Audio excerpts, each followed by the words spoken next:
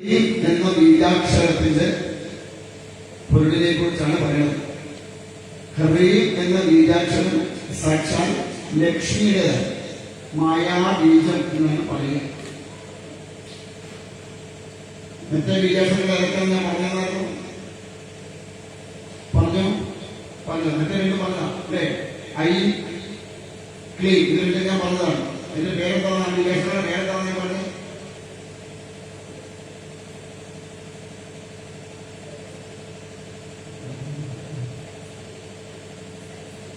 അതല്ലേ ചോദിച്ചത്. ആ ബീജാക്ഷരങ്ങളുടെ പേര് ഞാൻ എന്താന്ന് പറഞ്ഞു? എന്തോ ബീജാക്ഷരങ്ങളാണ്. ഐ എന്ന് പറഞ്ഞ ബീജാക്ഷരത്തിന്റെ പേരെന്താണെന്ന് ഞാൻ പറഞ്ഞു.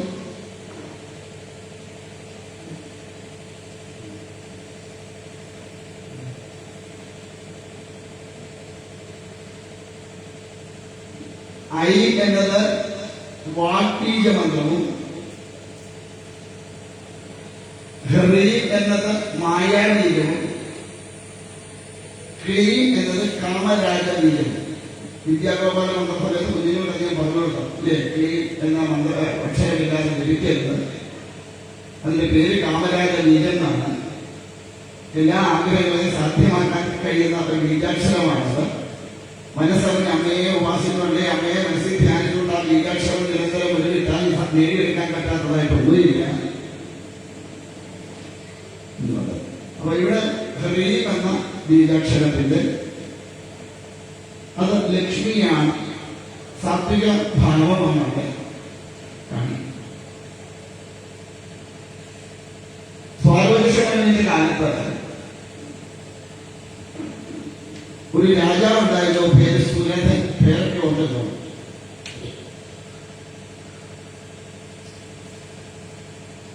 ഈ സുരഥൻ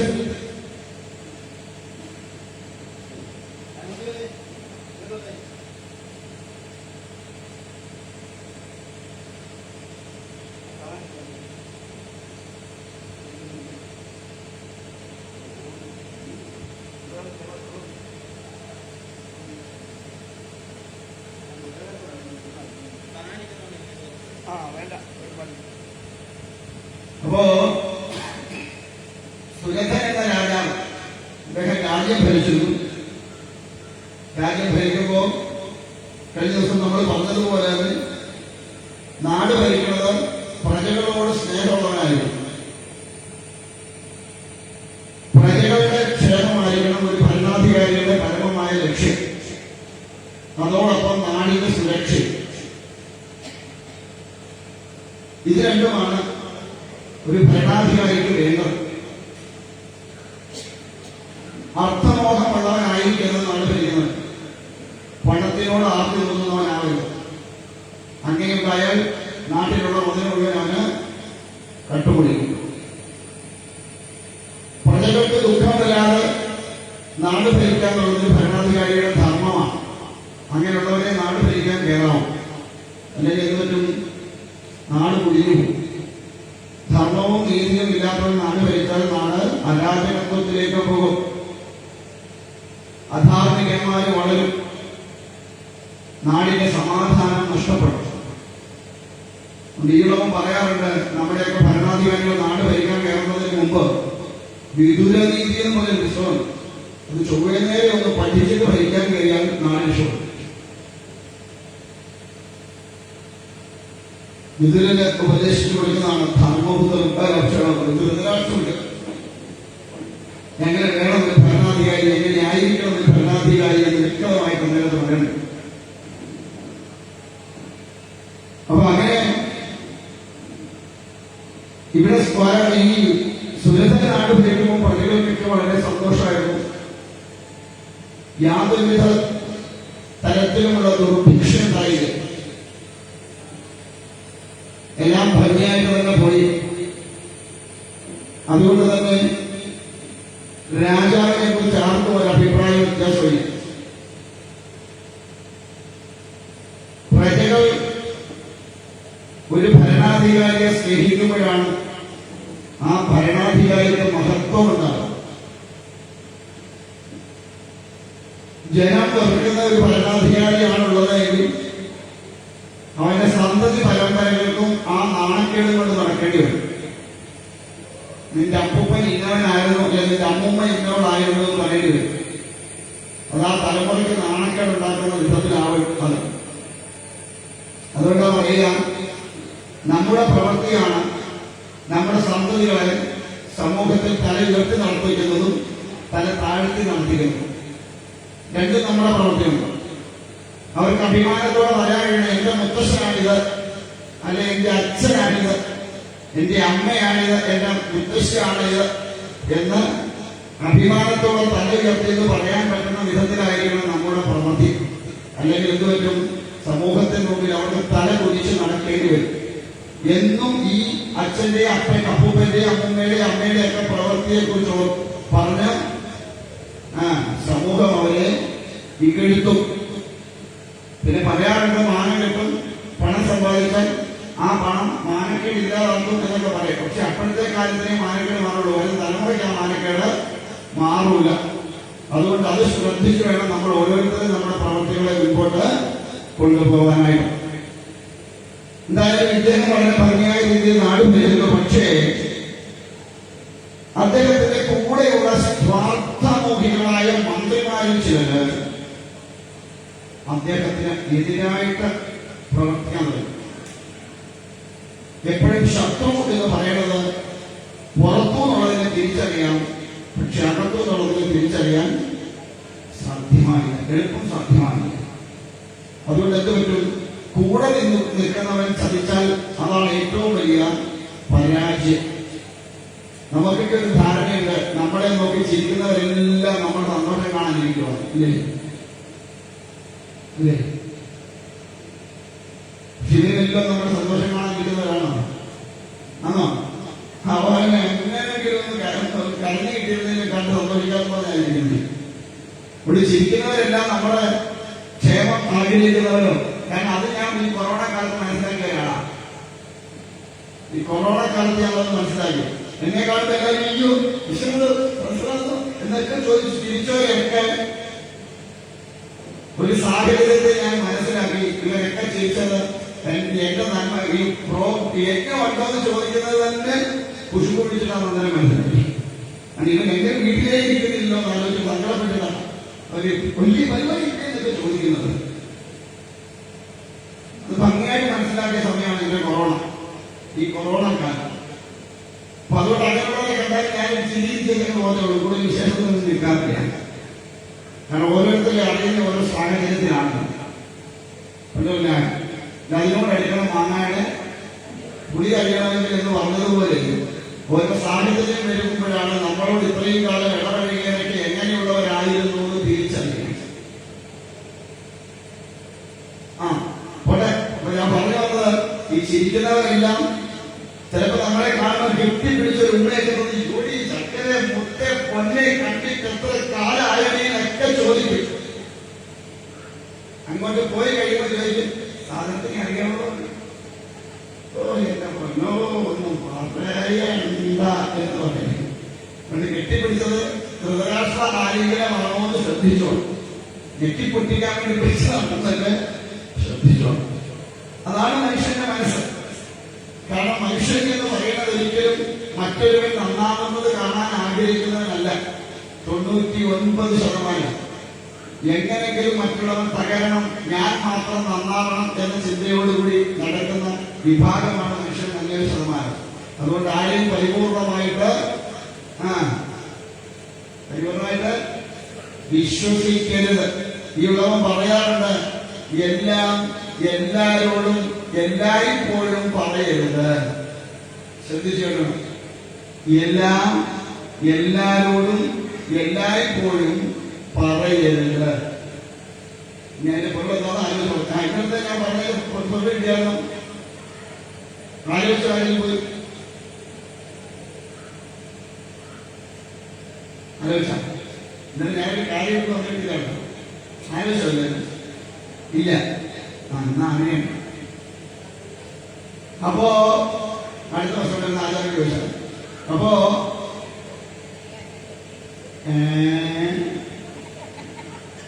എന്താണ്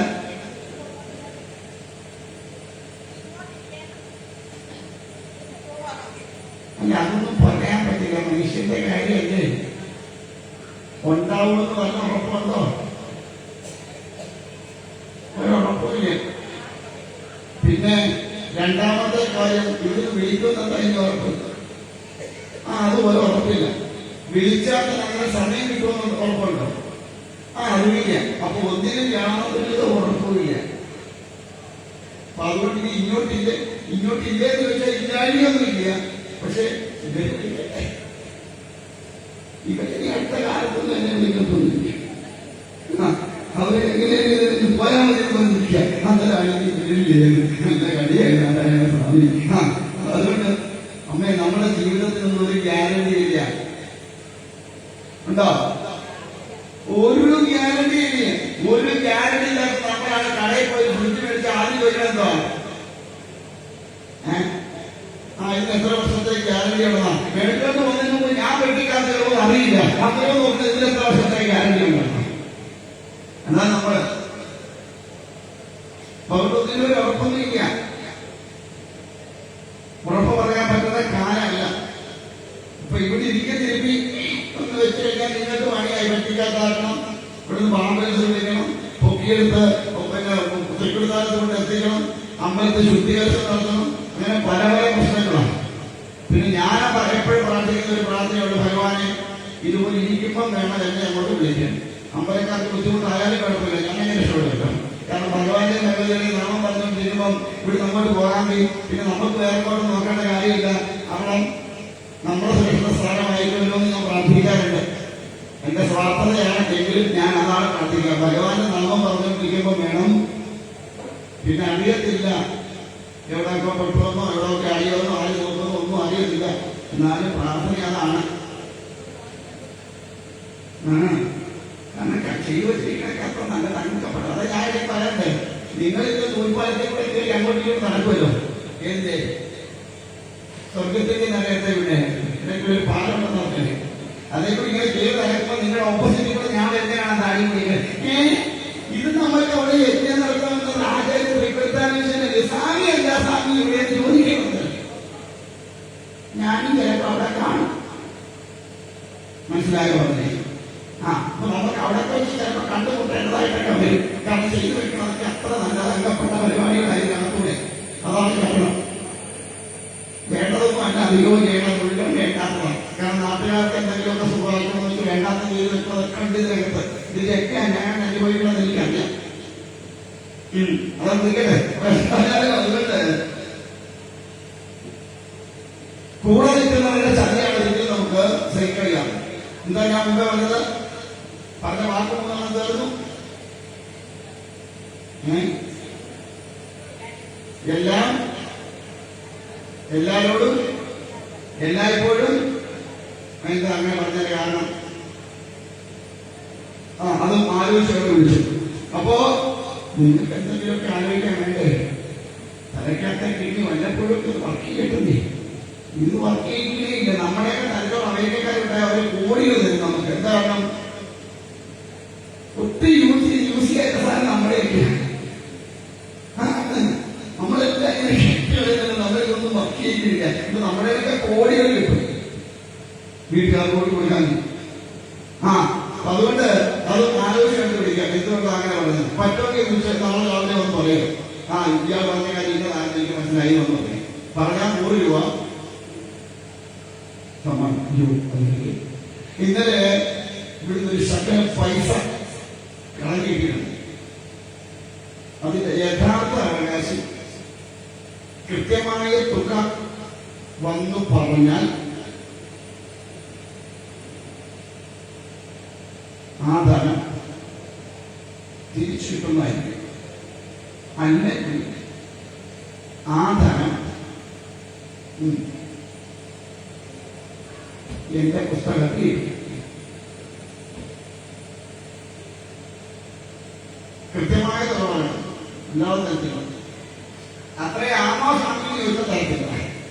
കൃത്യമായി എത്ര രൂപയുണ്ടായിരുന്നു എന്ന് പറഞ്ഞു. അപ്പോ അതുകൊണ്ട് ഇദ്ദേഹത്തിന്റെ കൂടെ നിന്ന മന്ത്രിമാര് സ്വാർത്ഥനായതുകൊണ്ട് അവര് ശത്രു രാജാക്കന്മാരുമായിട്ട് ബന്ധം പുലർത്തിയിരുന്നു. ഒരു രാജ്യത്തെ നശിപ്പിക്കാൻ ഏറ്റവും ഉത്തമമായ അല്ലെങ്കിൽ ഏറ്റവും നല്ല വഴിയാണ് അതേ രാജ്യത്തുള്ളവര് ശത്രുക്കളുമായിട്ട് ബന്ധം പുലർത്തുന്നത്. കാരണം ഇവിടെ നടക്കുന്ന എല്ലാ കാര്യങ്ങളും കൃത്യമായിട്ട് ശത്രുക്കളിൽ എത്തിച്ചാൽ ആ രാജ്യത്തെ തകർക്കാൻ എളുപ്പമാണ്.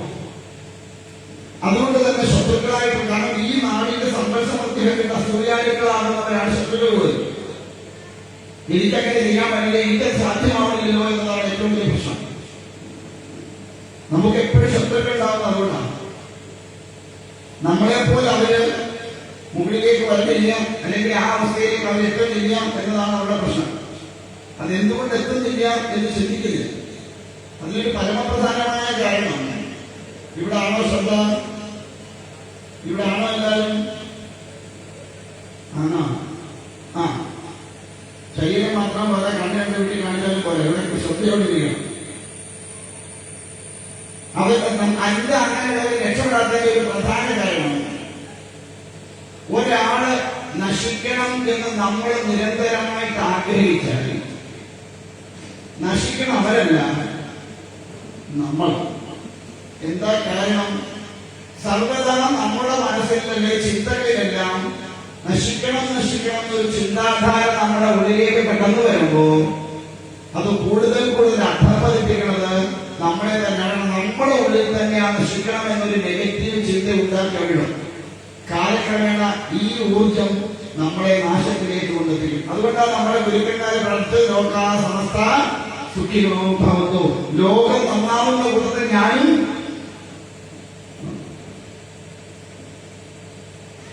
അതുകൊണ്ടാണ് പറയുന്നത് എപ്പോഴും പിന്തിരിപ്പൻ വർത്തമാനമൊന്നും പറയരുത് എന്ന് പറയുന്നത്.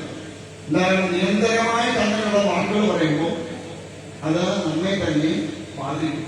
ഒരു ഗൃഹസ്ഥ ഒരിക്കലും ഇല്ല എന്ന് പറയാൻ പാടില്ല. നമ്മളെപ്പോഴും പറയുന്നത് കൂടുതൽ ഇവിടെ ഒന്നുമില്ല, ഇവിടെ ഒന്നും ഇല്ല അല്ലേ? പിണറാണ് എന്തോ നടക്കില്ലെന്ന് പറഞ്ഞില്ല. ഒരു ഗൃഹസ്ഥ നിരന്തരം ഇല്ല എന്നാൽ ആരെയൊന്നും ഉണ്ടാവില്ല. ആ, പ്രത്യേകിച്ച് സ്ത്രീകളൊട്ടും പറയും. എന്തായാലും ചിരിക്കാനല്ല പറഞ്ഞു. സ്ത്രീകൾ ഒരിക്കലും അത് പറയാൻ പാടില്ല. ഇല്ല ഇല്ല ഇല്ല, അവസാനം ഒന്നുമില്ലാത്ത അവസ്ഥയാണ്.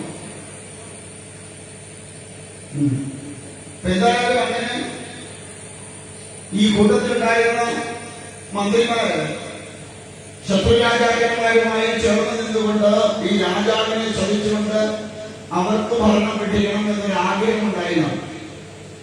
അങ്ങനെ ശത്രു രാജ്യത്ത് നിന്ന് രാജാക്കന്മാർ വന്ന് ഈ രാജ്യത്തെ ആക്രമിച്ചു. അങ്ങനെ ഈ രാജാവ് പരാജയപ്പെട്ടു. അപ്പൊ അദ്ദേഹം ഇവിടെ ചിന്തിക്കുന്ന ഒരു 2-3 പോയിന്റ് അദ്ദേഹം വായി കണ്ടണം. മനസ്സ് ദുഷിച്ചവരെയും വിശ്വാസം അർപ്പിക്കുന്നത്. ശ്രദ്ധിച്ചു കേട്ടോണേ, നമ്മുടെയൊക്കെ ജീവിതത്തിൽ ഒരുപാട് പ്രയോജനപ്രദ വാക്കുള്ളത്. മനസ്സ് ദുഷിച്ചവരിൽ ഒരിക്കലും വിശ്വാസം അർപ്പിക്കരുത്. സ്വന്തം സഹോദരൻ, പിതാവ്, ഗുരു എന്നിവരെ പോലും ദ്രോഹിക്കാൻ പാപബുദ്ധികളായ അത്യാഗ്രഹികൾ മടിക്കും. അത്യാഗ്രഹം എന്ന് പറഞ്ഞാൽ ഒന്നിനോടും തൃപ്തി വരാതെ, എത്ര കിട്ടിയാലും മതി വരാതെ, കാണുന്നതെല്ലാം തന്റേതാകണം എന്ന് ആഗ്രഹിക്കുന്ന ആൾക്കാർ, അല്ലെങ്കിൽ അർത്ഥത്തിനോട് അമിതമായ താല്പര്യം ഉണ്ടാവുന്നെങ്കിൽ അങ്ങനെയുള്ളവർ എന്തുപറ്റും? ഈ അർത്ഥം കൂടുതൽ കൂടുതൽ സമ്പാദിക്കണം എന്നുള്ള ധാരണ ഉണ്ടാവും. ആ മോഹം ഉള്ളിൽ ഉദിച്ചു കഴിയുമ്പോ അവര് ഏത് അധാർമികമായ പ്രവൃത്തി ചെയ്തും ആ ധനത്തെ സമ്പാദിക്കാൻ ഇറങ്ങി. പിന്നെ നിങ്ങൾ കണ്ടുപോകും, ഒരു ലേഡി അറസ്റ്റ് ചെയ്തിട്ടുണ്ട്.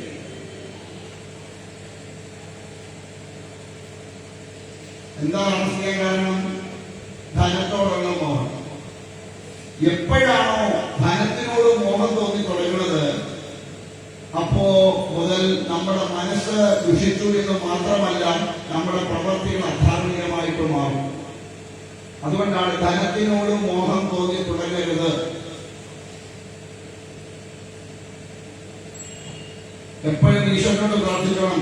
പണ്ട് കുചേലൻ പറഞ്ഞതുപോലെ, ഭഗവാനെ, ഈ കാണുന്നതിലൊന്നും എനിക്ക് മോഹം തോന്നരുത്. എത്ര ജന്മങ്ങൾ ഉണ്ടായാലും ശരി, നിന്റെ ദാസനായി നിന്റെ നാമങ്ങളെ മാത്രം ജപിച്ചുകൊണ്ട് നടക്കാനല്ലാതെ, നിന്നോടുള്ള സഖ്യവും മൈത്രിയും ദാസ്യഭാവവും അല്ലാതെ മറ്റൊന്നും എത്ര ജന്മമുണ്ടായാലും എനിക്ക് തോന്നരുത്. കാരണം അർത്ഥത്തിനോട് മോഹം തോന്നിയോ അവന്റെ ജീവിതം അധപ്പതിക്കാൻ തുടങ്ങി. അതിലൊന്നാമത്തെ കാര്യം, അവനുള്ള സമാധാനം നഷ്ടപ്പെടുന്നത്. നമുക്ക് തോന്നുന്നു ഈ സാധനം കിട്ടിയ സമാധാനം, ഒരു കാലത്തും സമാധാനം കിട്ടാത്ത ഒരു സാധനമാണ് ധനം. ഉള്ള സമാധാനം പോയി. ഞങ്ങളൊക്കെ അതിലാണ് സന്തോഷിക്കുന്നത്. എന്താ കാരണം? ഞങ്ങൾക്കൊന്നും എന്തിന്റെ കുറവില്ല. എന്തിന്റെ കുറവില്ല? സമാധാനത്തിന് ഒരു കുറവുമില്ല. എന്താ കാരണം? കയ്യിൽ 10 പൈസ ഞാൻ ഏത് വഴി വേണമെങ്കിലും പിടിക്കണമെന്ന് നിങ്ങൾക്ക് പറ്റുമോ? ഈ കാര്യം തലയിൽ ചെയ്ത് വഴിയിൽ പോയി തുടങ്ങാന്ന് ഒരുത്തരം വന്ന് ചൂണ്ടിക്കൊണ്ട് വരുന്നില്ല. പെട്ടുപോയ 7 മുണ്ടും 7 ഷാളും കുളിക്കുന്ന നോക്കും സോപ്പ് കെട്ടി അവൻ 100 രൂപ ഇങ്ങോട്ട് എവിടെയും പോയി കണ്ടതില്ല. അതാ ഞങ്ങൾക്കുള്ള ഏറ്റവും വലിയ അനുഭവം. അത് ഞങ്ങൾക്ക് ഉറക്കക്കുറവുണ്ട്.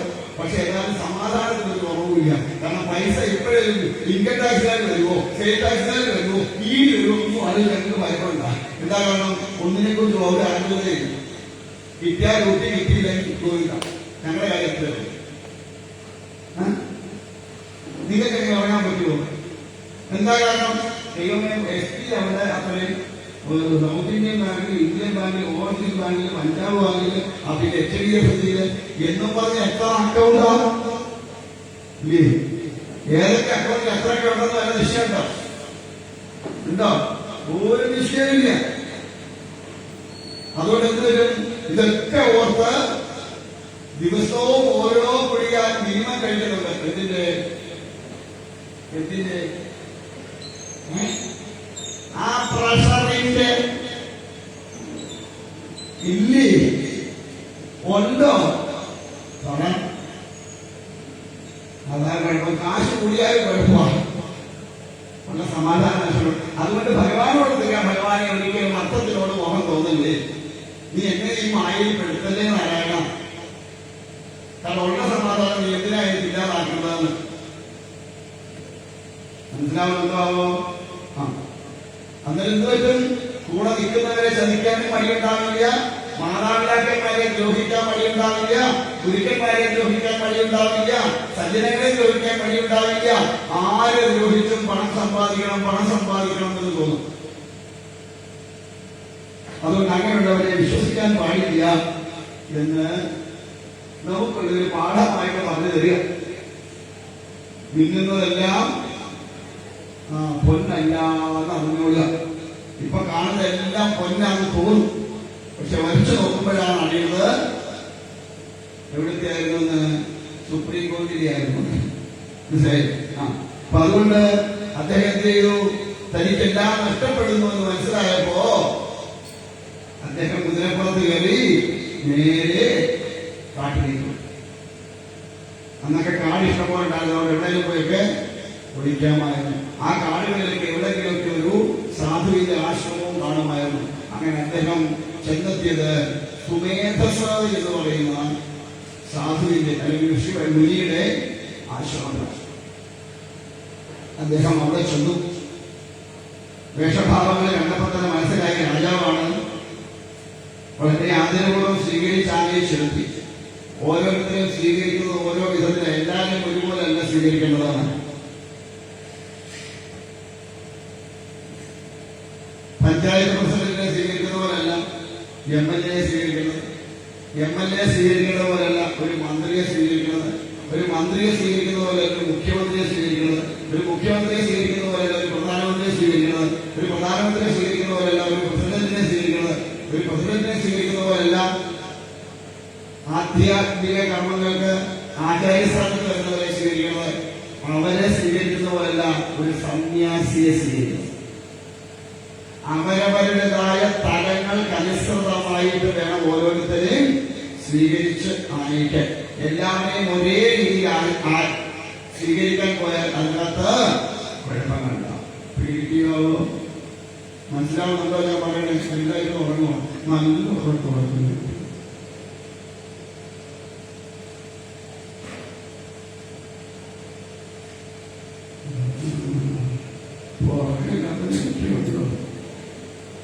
അപ്പൊ അതുകൊണ്ട് അപ്പോൾ ഉറങ്ങട്ടെ. ഇത്രയൊക്കെ ഒച്ച കേട്ടിട്ട് ഉറങ്ങാൻ പറ്റുന്നില്ല. അതൊന്നും വലിയൊരു കാര്യമല്ലേ? അത് ഞാൻ ആഗ്രഹിക്കുന്നതാ. 10 പേർക്ക് അങ്ങനെ ഇവിടെ വന്നിരുന്നിട്ട് എന്റെ ഈ 12 ഒച്ച കേട്ടിട്ട് ഉറങ്ങാൻ പറ്റുന്നെങ്കിൽ ഇതിപ്പോ ഒരു സൗഭാഗ്യം എന്തുണ്ട്? വീട്ടിൽ കിടന്ന് മുട്ടൂസ്മതിയൊക്കെ താഴെ കിടന്ന ഒച്ച കേട്ട് പറഞ്ഞ് ഏറ്റവും ഭാഗ്യമാണ്. ഇത്രയും 4 ദിവസം ഇത്രയും ഒച്ച കേട്ടതും സുഖമായിട്ടാണ്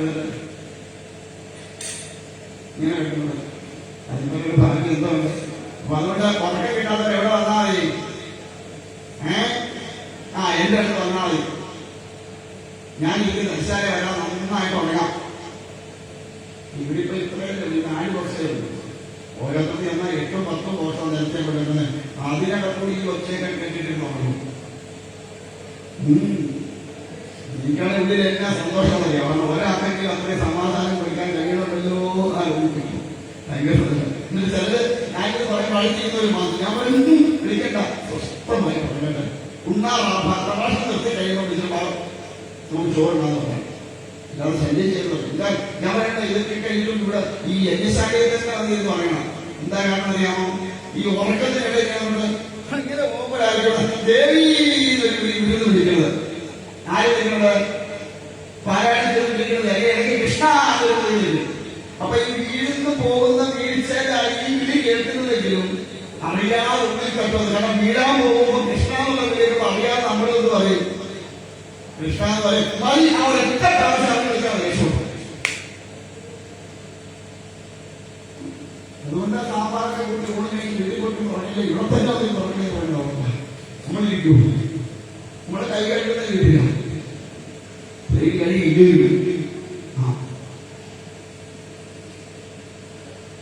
ഒരു സ്ലീപ്പിംഗ് ടാബ്ലറ്റ്സ് കഴിക്കരുത്. ഇവിടെ വന്നിരിക്കും. യജ്ഞശാലയെ സഞ്ചരിക്കുക. സുഖമായിട്ട് ഉറങ്ങുക. ആരും ശരീരത്തില്ല. മനസ്സിലാവുന്നോ?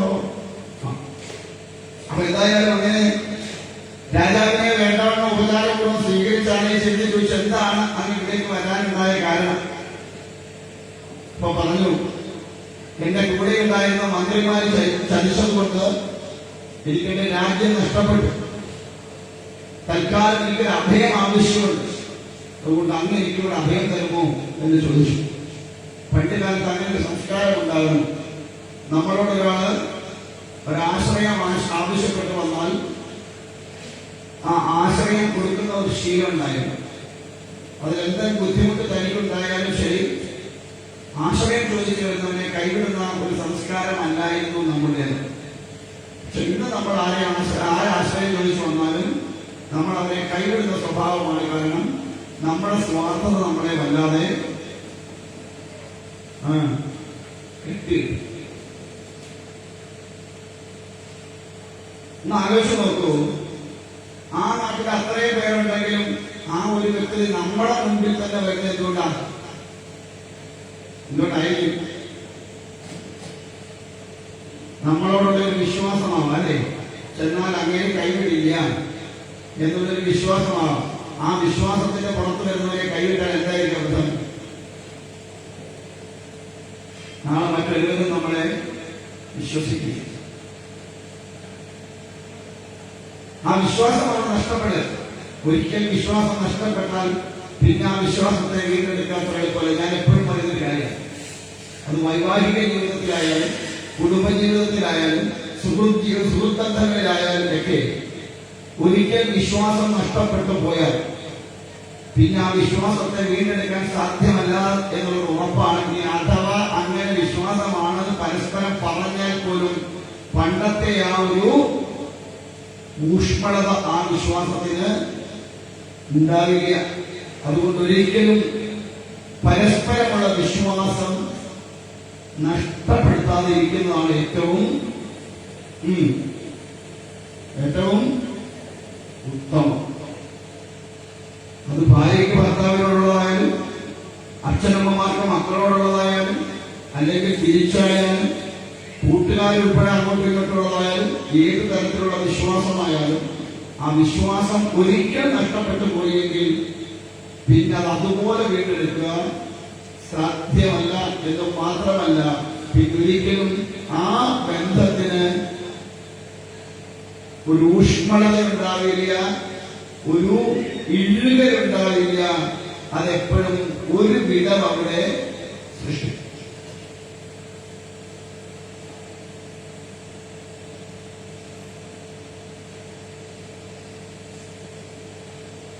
അതൊക്കെ പ്രത്യേകം മനസ്സിൽ ഓർത്തിക്കണം.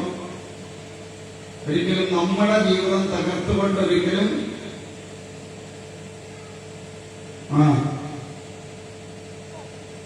ഇപ്പൊ കൂടുതലും ജീവിതം തകർന്നത് അങ്ങനെയാണ്. അതുകൊണ്ടാണ് ഞാൻ പറയുന്നത്.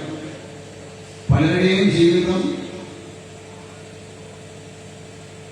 ഇപ്പൊ ഇവരുണ്ടായിരുന്നു, ഭർത്താവിനെ ഉപേക്ഷിച്ചിട്ട് കാമുകന്റെ കൂടെ പോയിട്ട് കാർ ആക്സിഡന്റ് ഉണ്ടായപ്പോ കാമുകനെ ഇട്ടേച്ച് പോയി.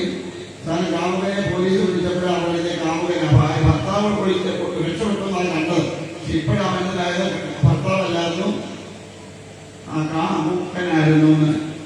ആ മൂക്കനെ ഇട്ടേച്ചങ്ങ് പോയി. അപ്പൊ മൂക്കനെ പിടിച്ചപ്പോൾ ആ മൂക്ക പറഞ്ഞത് ഞങ്ങൾ ഒരു മാസമായിട്ട് ഒന്നിച്ച് താമസിക്കുന്നവരാണ്. ഇങ്ങനെ പറഞ്ഞ മൂക്കന്മാര് വേറെയുണ്ട്.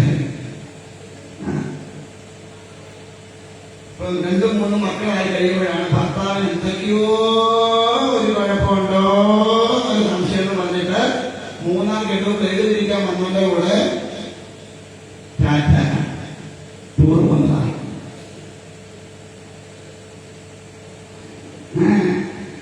ഞങ്ങളുടെ പേര് പോയി പലിശയ്ക്ക് പൈസ എടുക്കുന്നതാണ്. 3-ാമത്തെ അളവ് മേടിക്കാൻ വന്നപ്പോ ഇതൊരളവോടെ കൊണ്ടുപോയി. അതൊരളവായിരുന്നു എന്ന് പിന്നെ ഭർത്താവിന് മനസ്സിലായത്. ഇങ്ങനെയാണ് ജീവിതം. ഇതാണ് ജീവിതം. താൽക്കാലിക സുഖം നേടിക്കൊണ്ട് പായുന്ന മനുഷ്യജന്മം. ആ താൽക്കാലികമായ സുഖത്തെ തേടിക്കൊണ്ടു പോകുമ്പോ ആ താൽക്കാലികമായ സുഖം നഷ്ടപ്പെട്ടു കഴിയുമ്പോൾ നാളെ നീ പുറത്താവും എന്നുള്ള ചിന്തയില്ലാതെ തൽക്കാല സുഖത്തിന് വേണ്ടി മാത്രം ജീവിതത്തെ ഹോമിക്കുന്ന ചില ജന്മങ്ങളാണ്.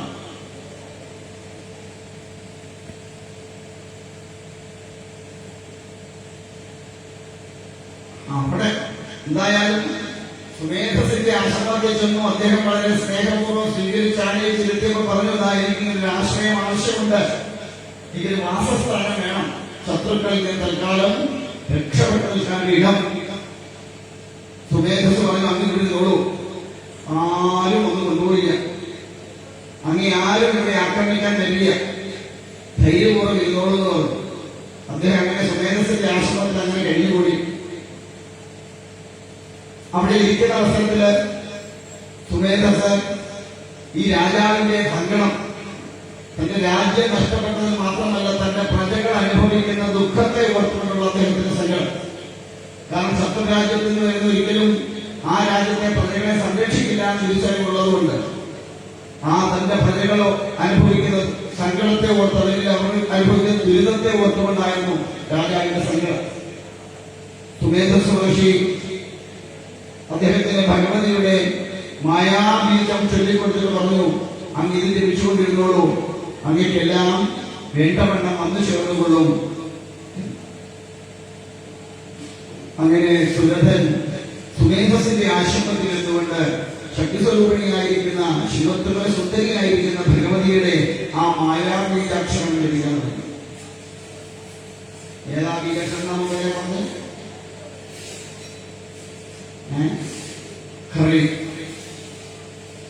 അപ്പോ അങ്ങനെ ഇരിക്കാൻ ഒരു ദിവസം മറ്റൊരാളും അവിടേക്ക് കടന്നു വന്നതാണ് സുമേധസിന്റെ ആശ്രമത്തിലേക്ക്.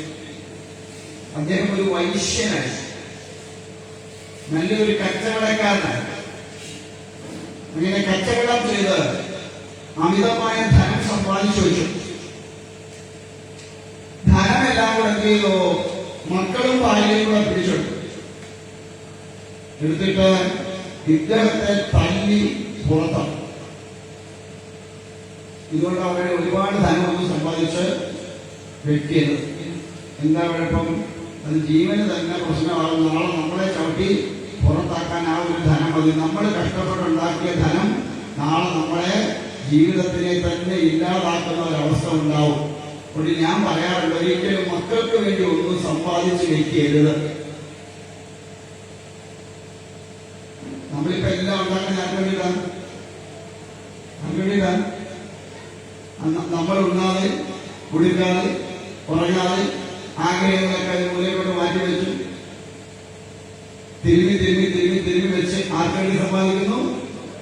മക്കൾക്ക് വേണ്ടിയിട്ട്. ഈ മക്കൾ നാളെ നിന്നെ നോക്കുന്നു വല്ല ഉറപ്പുണ്ടോ? ഉണ്ടോ? ഒരു തുള്ളി വെള്ളം തരുമെന്ന് ചിന്തയുണ്ടോ? തോന്നുന്നുണ്ടോ തരുമെന്ന്? ഇല്ല. അതുകൊണ്ട് ഞാൻ പറയാറുണ്ട്, വസ്തുവകകളൊക്കെ ഉണ്ടെന്നുണ്ടെങ്കിൽ ഒരു കാരണവശാലും മൊത്തം എഴുതി ആർക്ക് കൊടുക്കരുത്? മക്കൾക്ക് കൊടുക്കരുത്. 10 സെന്റ് വേണ്ടിയിട്ട് എഴുതി കൊടുക്കാവും. എന്താ കാരണം? ആ 10 സെന്റ് കിട്ടാൻ വേണ്ടിയിട്ടെങ്കിലും വെള്ളം തരും. അതുകൊണ്ട് ഒരിക്കലും എന്ത് ചെയ്യരുത്? മുഴുവൻ എഴുതി കൊടുക്കരുത്.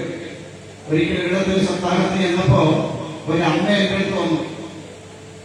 എന്നിട്ട് അമ്മയുടെ സ്വാമി എനിക്കൊരു സഹായം ചെയ്യാമോ? ഞാൻ പറഞ്ഞു, അമ്മയെ കാശാണെ ചോദിക്കരുത്, എന്റെ ഇല്ല തരാൻ. അതിലൊക്കെ ഇങ്ങോട്ട് തന്നാൽ ഞാൻ മേടിച്ചോളാം എന്ന് പറഞ്ഞു. എനിക്ക് കാശൊന്നും വേണ്ട സ്വാമി. പിന്നെന്താ വേണ്ടത്? എന്റെ മകൻ അമേരിക്കയിലാണ്. അവനെ ഇവിടെ വരുത്താൻ വല്ല വഴിപാട് കൊണ്ടുപോകാം. ഞാൻ പറഞ്ഞു, അമ്മയെ മകനെ വരുത്താൻ എന്തിനാ വഴിപാട്? വേണമെങ്കിൽ എനിക്ക് പറയാൻ അമ്മ ഒരു ഹോമം നടത്തി തരാം, ഒരു 10-15 എനിക്ക് തന്നാൽ മതി എന്ന് പറഞ്ഞാൽ പക്ഷേ കാശ് കിട്ടിയായി. പക്ഷെ നമുക്കൊന്നും തോന്നിയില്ല. അപ്പൊ ഞാൻ പറഞ്ഞു, എന്തിനാണ് ഇപ്പൊ വഴിപാടിയാണ്? ഇപ്പൊ എന്താ പ്രശ്നം? അമ്മയ്ക്കൊന്നും തരുന്നില്ല മകൻ. സ്വാമി എല്ലാ മാസം 25,000 രൂപ എന്റെ ചെലവിന് കഴിച്ചാലും ഹോമിനേഴ്സിനെ നമുക്കുള്ള ശമ്പളം വേറെ അയച്ചു കൊടുക്കും. ഞാൻ ചുരുക്കുന്നത് ദിവസവും വീഡിയോ കൊടുക്കും സ്വാമി എന്ന് സംസാരിക്കും. ഇപ്പൊ എന്താ പ്രശ്നം? സ്വാമി, മൊബൈലിൽ കൂടെ ഉമ്മ കൊടുത്താൽ എന്റെ മോനെ കെട്ടിപ്പിടിക്കുന്നതിന് പകരമാവും. ദിവസം മോനെ അമ്മയെന്ന് പറയുന്നില്ല. അമ്മ അതുകൊണ്ട് ഞാൻ അങ്ങോട്ട് പക്ഷെ എവിടെ കിട്ടാൻ മൊബൈലല്ലേ വീഴി. ഞാൻ എന്താ പ്രശ്നം? സ്വാമി 15 വർഷമായി അവൻ കല്യാണം കഴിഞ്ഞപ്പോ പോയതാണ്. അവിടെ ചെന്നിട്ട് കുട്ടികളൊക്കെ ആയി. അവന് എപ്പോ വിളിച്ചാലും അവന് ലീവില്ല എന്നാണ് പറയണത്. എങ്ങനെ അവനെ എന്നോടൊന്ന് വരുത്തുക? ഞാൻ ചോദിച്ചു, സ്ഥലം എന്തോട്ട് അമ്മേ? 3 ഏക്കറുണ്ട് സ്വാമി, അതിനകത്താ വീട്. ഞാൻ പറഞ്ഞൊരു കാര്യം ചെയ്യാം, ഒറ്റ വഴിപാട് നടത്തിയാൽ മതി. എന്താ? നാളെ മോൻ വിളിക്കുമ്പോൾ പറയുക, മക്കളെ ഈ വീടും പറമ്പില്ല, ഞാൻ ആ ഹോം നേഴ്സിന് എഴുതി കൊടുക്കാൻ പോകാന്ന് പറയുക. ആ ഒരൊറ്റ വഴിപാടിലാവുന്ന പിറ്റേ ദിവസം നീ വെളുത്താവുന്ന ഫ്ലൈറ്റ് പിടിച്ച് വന്നോ ഇല്ലയോ എനിക്ക് അറിഞ്ഞുകൂടാ. എന്തായാലും കുരുട്ട് കുത്തി ഞാൻ പറഞ്ഞു കൊടുത്തിട്ടുണ്ട്.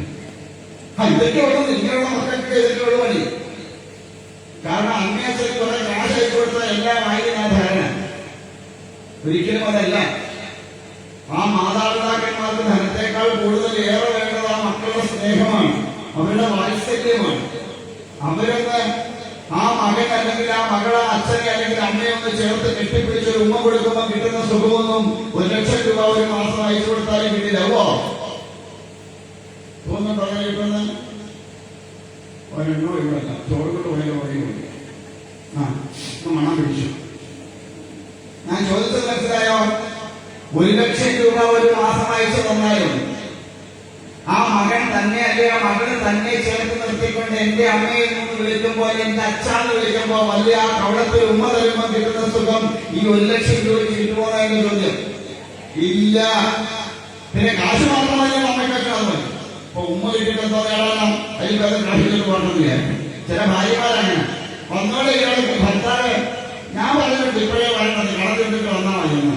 പിന്നല്ല അവിടെ അങ്ങനെ ഇങ്ങോട്ട് വന്നിട്ട് എന്താ കാണിക്കുന്നത്? അങ്ങനെയുള്ള ഭാര്യമാരുണ്ട് കേട്ടോ. കള്ളപ്പശ പോലെ ഗർഭിണിട്ട് അങ്ങനെ ഊട്ടിപ്പിടി അവസാനം കൽപ്പിക്കാൻ അങ്ങനെ എന്തോരും കേട്ട് വന്നതാണ് ജോലി. ഇത്രയും കാലം ഊട്ടിയതൊക്കെ വേറെ. അപ്പൊ അതുകൊണ്ട് ഇളവ മലയാളം ഒരിക്കലും മക്കൾക്ക് വേണ്ടി ഒന്ന് സമ്പാദിച്ചു വയ്ക്കരുത്. മക്കൾ നല്ല സംസ്കാരം കൊടുക്കുക, നല്ല വിദ്യാഭ്യാസം കൊടുക്കുക. ഇത് രണ്ടും കൊടുത്ത് അവര് സ്വന്തം കാര്യം നിൽക്കാൻ പ്രായമായി പ്രാപ്തിയായി തോന്നിയാൽ ഉദ്യോഗസ്ഥർ വരികയാണെങ്കിൽ അപ്പോഴത്തേക്ക് ഏകദേശം റിട്ടയർമെന്റ് ആവും. കിട്ടുന്ന കാശ് കൊടുത്തപ്പോൾ രണ്ടും കൂടെ ഉണ്ടെങ്കിൽ രണ്ടും കൂടെ അപ്പോഴേ വണ്ടി കിട്ടും. ഇത്രയും കാലം എന്തെല്ലാം ആഗ്രഹങ്ങൾക്ക് മക്കൾക്ക് വേണ്ടി മാറ്റിവെച്ചോ ആ ആഗ്രഹങ്ങളെ മുഴുവൻ പൂർത്തീകരിക്കാനായിട്ട് ഇറങ്ങി നോക്കണം. പിന്നെ തിരിച്ചിനോട് വരരുത്. ആഗ്രഹങ്ങളെല്ലാം പൂർത്തീകരിച്ച് കഴിയുമ്പോൾ നേരെ കാശിലോ മധുരയിലോ എവിടെയെങ്കിലും പോയി അറിയുന്നത്. നിനക്ക് ഒരു നേരത്തെ അന്നം കിട്ടാൻ നിനക്ക് ഭാഗ്യമുണ്ടെങ്കിൽ എവിടെന്നെങ്കിലും ആരെങ്കിലും ഒരു നേരത്തെ അന്നം കിട്ടുന്നതിന് കഴിച്ചോണ്ട് ആവശ്യമായി എവിടെ മണ്ണി അടിഞ്ഞത്.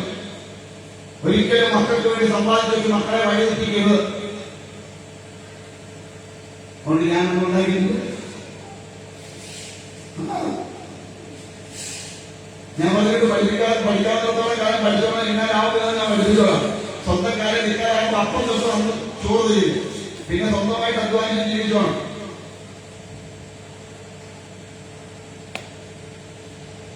കാരണം ഇന്ന് ഞാൻ ഇങ്ങനെ അച്ഛൻ ചെയ്ത് വലിയ പണിയാണ്. അച്ഛൻ എനിക്ക് വേണ്ടി സമ്പാദിച്ചിട്ടില്ലായിരുന്നു.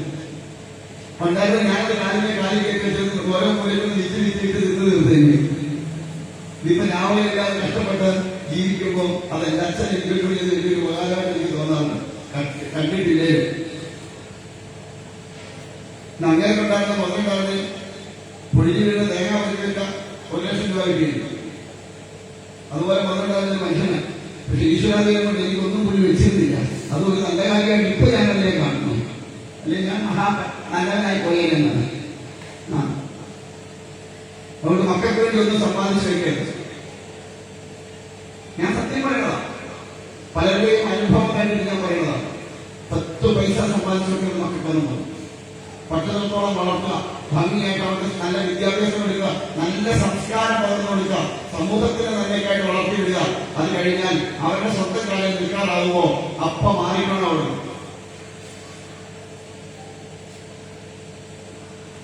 മക്കളൊക്കെ സ്വന്തം കാലം നിൽക്കാറായ അമ്മമാരെ യോഗിക്ക് അമ്മമാരും അച്ഛന്മാരും പറയുന്നത് സ്വന്തം മക്കളെ സ്വന്തം കാലം നിൽക്കുന്ന മക്കളെ സ്വന്തമായിട്ട് അധ്വാനിച്ച് ജീവിക്കുന്ന ആ മക്കളുള്ള അമ്മമാരും അച്ഛന്മാരും യോഗിക്കുകയും 1, 2, 3, 4, 5 ഈ യജ്ഞം കഴിയുമ്പോ ഉള്ള പൈസ എടുത്തുകൊണ്ട് എങ്ങോട്ട് പോകണം? കാശിക്ക് പോകണം. അടുത്ത വർഷം വരുമ്പോ ഇവരുടെ ഇവിടെ കാണില്ല. പ്രായം പറഞ്ഞത് ഒരു 60-65 കഴിഞ്ഞ് ഒരെണ്ണോ ഇവിടെ കാണണം. എല്ലാം പോകണം.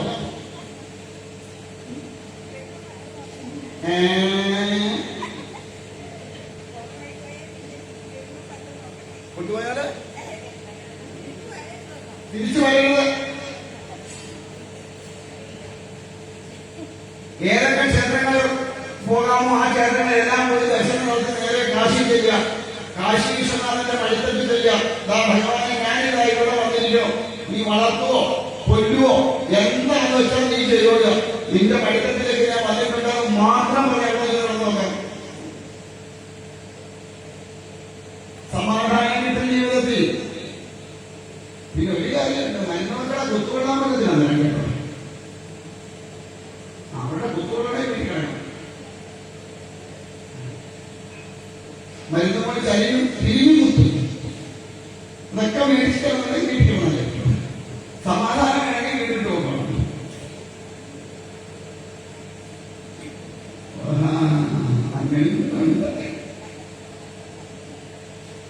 കാരണം നമ്മളെ അമ്മായിക്ക് ഒരു കുത്തിയൊക്കെ നമ്മൾ ചെയ്യണ്ടേ. നമ്മളെ അമ്മായിക്ക് നമ്മൾ കൊടുത്തല്ലേ പണ്ട് പാടി സമയം മേടിച്ചതേ പറ്റുള്ളൂ. അപ്പൊ അതിന് വേണമെങ്കിൽ ഇവിടെ കിടന്നാൽ മതി, കുഴപ്പമില്ല. മനസ്സിലായോ? നീ ഒറ്റയ്ക്ക് പോകാൻ വേണ്ടിയാണ് ഇവിടെ ഞാൻ തവണാക്കിട്ട് പോയത് കാശി.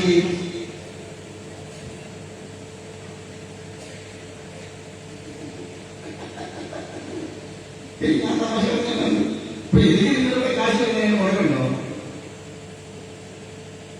ഈ വിശ്വനാഥൻ ആ വിശ്വനാഥന് പറയുന്നത് ഇത് തലപ്പുറത്ത് വന്നാൽ ഇതേ നോക്കിക്കോളാൻ പറയാൻ ഞാൻ വന്ന പോലെ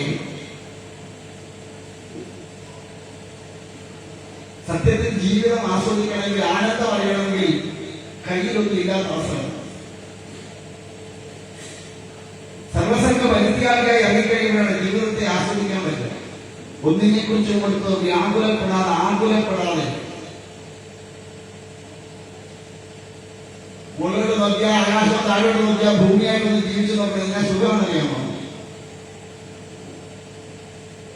പണ്ടത്തെ സന്യാസിമാർക്കല്ല, സന്യാസിമാർക്ക് അതായിരുന്നു അവരുടെ ജീവിതത്തിൽ ആനന്ദം.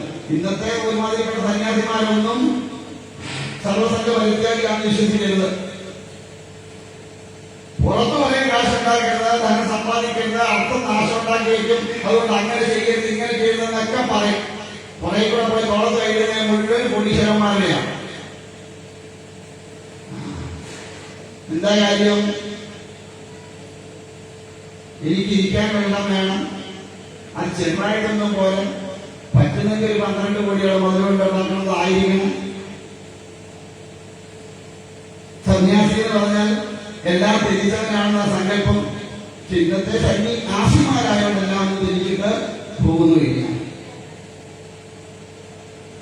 നീ ഒരു ഗതിയില്ലെങ്കിൽ ഏതെങ്കിലും 10 ജനങ്ങളെ വെച്ചുകൊണ്ട് ഒരു ടൂറെങ്കിലും പോകും, അതിൽ കൂടെ ആണെങ്കിലും കാശുണ്ടാക്കും. എന്നിട്ട് പുറത്ത് പറയും ഒന്നും സമ്പാദിക്കരുത്, അങ്ങനെ ചെയ്യണം, ഇങ്ങനെ ചെയ്യണം, ഒന്നും ആരോടും ചോദിച്ചു വാങ്ങരുത് എന്നൊക്കെ പറയും. ചില സ്വാമിമാരെ സത്രാധിക സ്വാമിക്ക് തന്നെ 2 ലക്ഷം കൊടുത്താലേ സ്വാമി വരൂ. ഒന്നും ആരോടും ചോദിച്ചു വാങ്ങാൻ പാടില്ല, ദക്ഷിണയാണ്, അതിന് ചോദിച്ചു വാങ്ങാൻ പാടില്ലാണ് വിധി. അതുകൊണ്ട് എനിക്ക് 2 ലക്ഷം മാത്രം തന്നാൽ എനിക്ക് മാത്രം 2 ലക്ഷം തന്നാൽ മതി, ബാക്കിയുള്ളവർക്ക് കൊടുത്തോളം വേറെ. പിന്നെ AC റൂം ഉണ്ടെങ്കിൽ സ്വാമി വരും. ഇങ്ങനെയുണ്ട് സ്വാമിമാർ പറയുന്നു. എന്നെ പോലെയുള്ള കള്ളന്മാര് വേറെ പോരെ. ഞാൻ ചക്രപോണ പറയാം, എനിക്ക് കാശ് വേണം. ഞാനിത് മോക്ഷത്തിന് കൊണ്ട് നടക്കുന്നൊന്നുമല്ല. മോക്ഷത്തിനാണെങ്കിൽ വീട്ടിൽ കുറിച്ച് ജവമാനത്തിൽ നാരായണ ചോദിച്ചാൽ പോലെ ഇവിടെയൊക്കെ കൊടുക്കണമെങ്കിൽ വേണ്ട കാര്യമുണ്ടോ? ഉണ്ടോ? എനിക്ക് മോക്ഷമാണ് ആഗ്രഹിക്കും, ഞാൻ വീട്ടിൽ നാരായണ ചോദിച്ചാൽ മതിയെന്ന്. അപ്പൊ ഞാൻ നാട്ടുകാരെ പറയണം, നാട്ടുകാരെ നന്നാക്കാൻ ഞാൻ വളർത്തേ ഉള്ളൂ.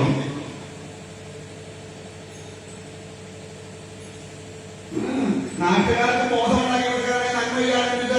അത് മാത്രമാണ് ശരി. 10 പൈസ മേടിക്കാതെ വന്നെങ്കിൽ നോക്കിട്ട് പോകണം. ശരിയാണോ ഞാൻ പറയണേ? ആണോ? പക്ഷെ ഞാൻ കാണിച്ചോളം ദിവസം മേടിച്ചോണ്ട് പോകും. എനിക്ക് പിള്ളേരെ പൊട്ടാൻ, എന്റെ കുടുംബം പൊട്ടാൻ ഒരു ഉപാധി ഭഗവാൻ കാണിച്ചെന്ന വഴി. അതുകൊണ്ട് ഞാൻ കാശ് മേടിച്ചോണ്ടേ പോകും. ഞാൻ ചങ്ങോളപ്പോളം പറയും, പബ്ലിക്കായിട്ടാണ് പറയുന്നത്, ഒരു വഴിയില്ല കളിക്ക്. ഞാൻ ആരെയും നന്നാക്കാൻ കഴിയുന്നത് ആർക്കും ഒരു ജീവനിൽ കൊടുത്തിട്ടില്ല. ഞാൻ നന്നാക്കി എടുത്തോളാം. ഇതുവരെ കേട്ടത് വഴി നന്നാവില്ല, നന്നായിക്കണം, അത്രയേ ഉള്ളൂ. ഈ പലർക്കും പറ്റുന്നത് വേഷഭൂഷാദികളിൽ തൊട്ട് പോകണമാണ്. അവിടെയാണ് പറ്റുന്നത് ഏറ്റവും വലുത്. ഒരു അമ്മേനോട് പറഞ്ഞ സ്വാമി ഞാൻ വഴിയാധാരമായി പോയിരുന്നു. എന്തുപറ്റി? വേറൊന്നും ഞാൻ പറയുന്നില്ല. ഒരു സ്വാമി, പ്രസിദ്ധനായ ഒരു സ്വാമി പറഞ്ഞു, എല്ലാം വിദ്യാഭ്യാസം ഇങ്ങോട്ട് വരാൻ ഞാനൊരു ആശ്രമം കഴിയുന്നത്, അതിനകത്ത് AC റൂം അമ്മയ്ക്ക് തന്നേക്കാം എന്നും പറഞ്ഞ് അമ്മ ഉണ്ടായിരുന്ന 25 സെന്റും വീടുകളെല്ലാം വിറ്റേച്ച് സ്വാമി എടുക്കുന്നത്. സ്വാമി എടുത്ത് മുറിയില്ല, ഒന്നുമില്ല. അത് ആശ്രമം പണിയാൻ അമ്മ ഫ്രീയായി സംഭാവന തന്നതല്ലേ, അതിനിപ്പോ ഇങ്ങനെ ഒന്ന് മുറി ചോദിക്കാമോ എന്ന്. അവസാനം പാവം പിടിച്ച അമ്മ അനിയത്തിയുടെ വീട്ടില് ഒരു ശരണാഗതിയെ പോലെ കഴിയുക. നിങ്ങളെ പോലെ അമ്മമാർക്ക് പറ്റുന്ന അബദ്ധങ്ങൾ ഇതുപോലെ 4 ചില താഴി, ചില മുടി, വാർത്താന്ന് പറയുന്ന ആളിന് ചില എല്ലുമില്ലെങ്കിൽ അവരെല്ലാം സത്യസന്ധന്മാരാണെന്ന് പറഞ്ഞ് നിങ്ങളെ ഇത് നോക്കുന്നത് വീഴും. ദൈവത്തെ ഒന്നും കണ്ട് വീട് പോവല്ലേ. ഞാൻ തമാശ പറയുന്നതല്ല. ഈ വേഷഭൂഷാദികൾ കണ്ട് താടിയും മുടിയും മാലയും ഒക്കെ കൂടെ കണ്ട് കാല് വേഷത്തോടെ കണ്ടേച്ചതിന് കുരുവാകുമ്പോൾ വീട്ടിൽ അവസാനം വീട് പുറത്തുനിന്ന് മാറ്റാൻ വല്ല കുരുവായിട്ട് മാറും. ചെന്ന് വീടുകൾ കൈത്തട്ടിക്കൊണ്ട് തലവെച്ചു കൊടുക്കുന്ന ദൈവത്തോട്. സത്യസന്ധന്മാരായിട്ടുള്ള, സത്സംഗികളായിട്ടുള്ള, സന്യസ്തരായിട്ടുള്ള ഗുരുക്കന്മാർക്ക് പോലും നാണക്കേടുണ്ടാക്കുന്ന വിധത്തിൽ കുറെ ഇറങ്ങിയിട്ടുണ്ട്. സ്വാമിയാന്ന് പറഞ്ഞു ചെന്ന് വീണ് കൊടുക്കല്ലേ ദൈവത്തെ ഓർത്ത് ഉള്ളത് കൈവച്ച് സ്വന്തമായിട്ട് വീട്ടിൽ നിന്ന് ആരാണ് ചോദിച്ചുള്ളത്. മനസ്സിലാവുന്നുണ്ടോ പറയണേ? നിങ്ങളെപ്പോലുള്ള അമ്മമാരായ ഏറ്റവും കൂടുതൽ അവാർഡുകൾ ചാടിക്കൊടുക്കുക. നിങ്ങൾക്ക് അത്ര കാശ് ആർക്കേലും കൊടുത്തേ പറ്റുന്നുണ്ടെങ്കിൽ ഒരു 10 ലക്ഷം ഇരിക്കണം. ഞാൻ ആർക്കെ കൊടുത്താൽ മതിയല്ല, എനിക്ക് തന്നെ ഞാൻ വിളിച്ചോളാം.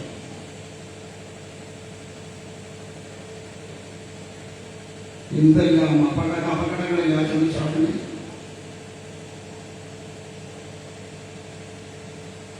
എത്ര പറഞ്ഞാലും നമ്മള് ഏറ്റവും കൂടുതൽ ലോകത്ത് ഏറ്റവും കൂടുതൽ പറ്റിക്കപ്പെടുന്ന ഒരു വിഭാഗമാണ് മലയാളി. പക്ഷേ ഏറ്റവും വലിയ ബുദ്ധിമാന്മാരെന്നാണ് വെപ്പും. ഏത് ഉടായിട്ടാകുന്ന തലത്തിലുള്ള എല്ലാം നമ്മളാണ് അല്ലേ? ഇതൊന്നും പാലോചന ഒന്നാളായോ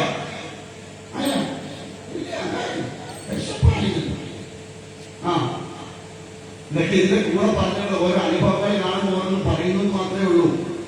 ഉൾക്കൊള്ളാമെങ്കിൽ ഉൾക്കൊള്ളുക. എനിക്കിപ്പോ അറിയാൻ ഭാഗത്തിന്റെ കഥ മാത്രം പറഞ്ഞു പോകാൻ അറിയാമായിട്ടൊന്നും അല്ല. പക്ഷെ അതുകൊണ്ട് വേണ്ടി കാര്യമൊന്നും എനിക്ക് തോന്നുന്നില്ല. അതുകൊണ്ടാണ് ഇതൊക്കെ ജീവിതവുമായിട്ട് ചേർത്തണക്ക് വരുമ്പോഴാണ് ഇതിനൊക്കെ ഫലപ്രാപ്തി ഉണ്ടാവുമെന്ന് വിശ്വസിക്കാൻ പറയാം. ഉൾക്കൊള്ളാമെങ്കിൽ ഉൾക്കൊള്ളുക, അല്ലെങ്കിൽ പോലെ. അപ്പൊ എന്തായാലും അങ്ങനെ ആ വൈശ്യൻ അവിടെ വന്നു. അദ്ദേഹം ധനമൊക്കെ സമ്പാദിച്ചു.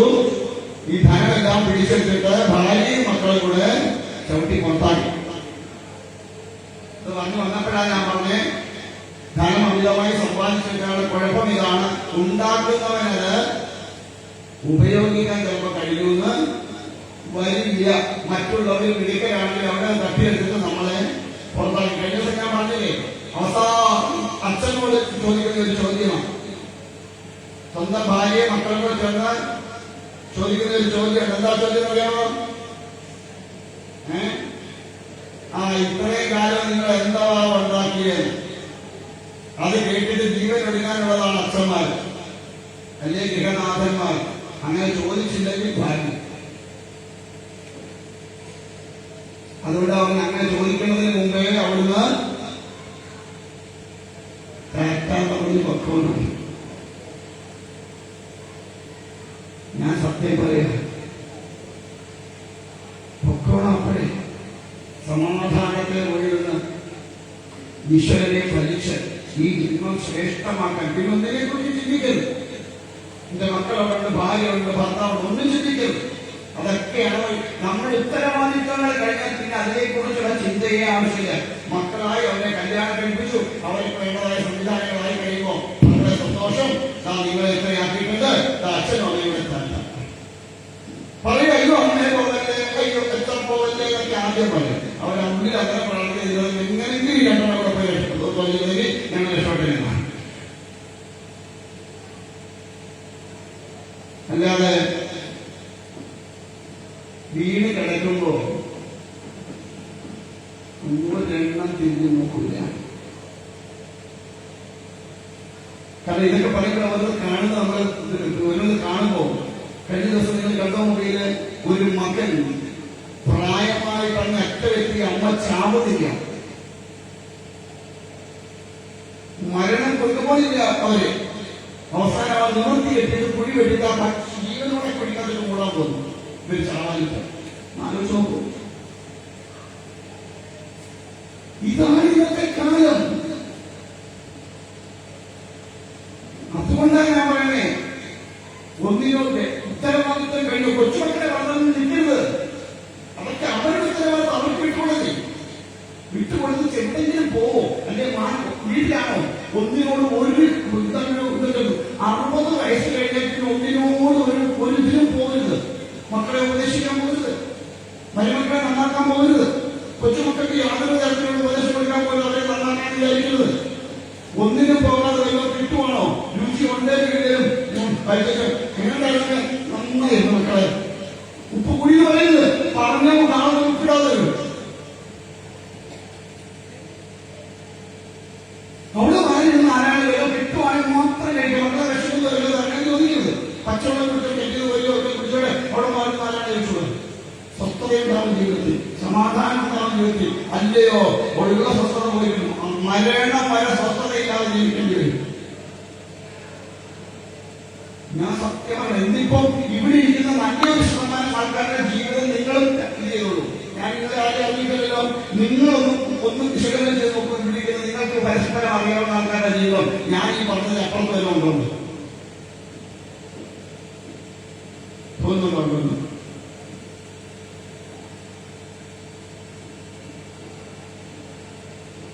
അതുകൊണ്ട് ജീവിതത്തിൽ സമാധാനം വേണം. ഓരോ സൈഡിൽ മാറ്റി ഉപേക്ഷിച്ച് മനസ്സ് പൂർണ്ണമായിട്ടും ഭഗവാനെ കൊടുക്കുക, അല്ല ഭഗവതിയെ കൊടുക്കുക, അല്ലെ ഏതെങ്കിലും അമ്പലത്തിൽ പോയിട്ട് ഭജനയിൽ കൊടുക്കുക. പടച്ചോറ് കിട്ടുന്നതേ അപ്പൊ എന്നും സുഭിക്ഷമായി കഴിക്കണമെന്നല്ലോ. ഈ സാധനം താഴോട്ട് പോയാലേ പറ്റുള്ളൂ. ഇത് താഴോട്ട് പോയാലേ പോയി ഇത്ര സുഭിക്ഷമാണെങ്കിൽ ഇതിന് താഴോട്ട് പോകാത്ത അവസ്ഥയാണ് എന്ത് ചെയ്യാൻ പറ്റും? അപ്പൊ ഭഗവാനെ ഇരിക്കുന്ന പടച്ചോറിനെ മേടിച്ച് നിന്നോണ്ട് അവിടെ കിടന്നോണെന്ന്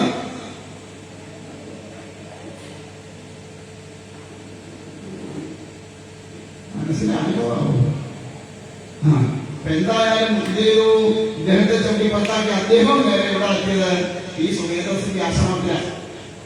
പോകുന്ന വഴിക്കാണ് രാജാവിനെ കണ്ടു. അങ്ങ് ആരാണ് എന്താണെന്ന് ചോദിച്ചപ്പോൾ കാര്യങ്ങളൊക്കെ പറഞ്ഞു. അപ്പൊ രാജാവ് ചോദിച്ചു അങ്ങ് ആരാണ്? അപ്പോൾ ഞാനൊരു വൈശ്യനാണ്, ഞാൻ കച്ചവടം ചെയ്ത് അനേകം ധനം സമ്പാദിച്ചു വെച്ചിരുന്നു.